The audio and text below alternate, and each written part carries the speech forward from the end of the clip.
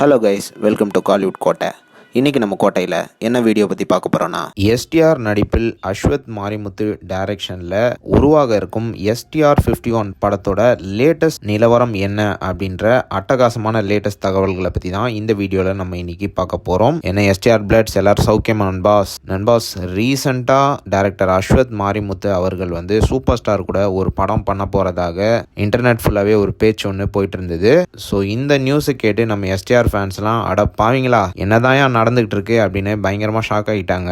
So STR fans யாரும் பயப்பட வேணாம். லேட்டஸ்டா இதை பத்தி அஸ்வத் மாரிமுத்து ஒரு இன்டர்வியூல அப்டேட் கொடுத்துருக்கிறாரு. என்ன சொல்லியிருக்கிறாரு அப்படின்னு பாத்தீங்கன்னா, என்னோட அடுத்த படம் எஸ்டிஆர் கூட தான். கன்ஃபார்மா இந்த படத்தோட ஷூட்டிங் வந்து அடுத்த வருஷம் ஆரம்பிக்க போறோம். அண்ட் அரசன் ஷூட்டிங் ஒரு பக்கம் போயிட்டு இருக்க, இந்த படத்தோட ஷூட்டிங்கும் சேம் டைம்ல அந்த படத்துக்கூடயே ஆரம்பிக்க போறோம் அப்படின்ற மாதிரி சொல்லியிருக்கிறாரு.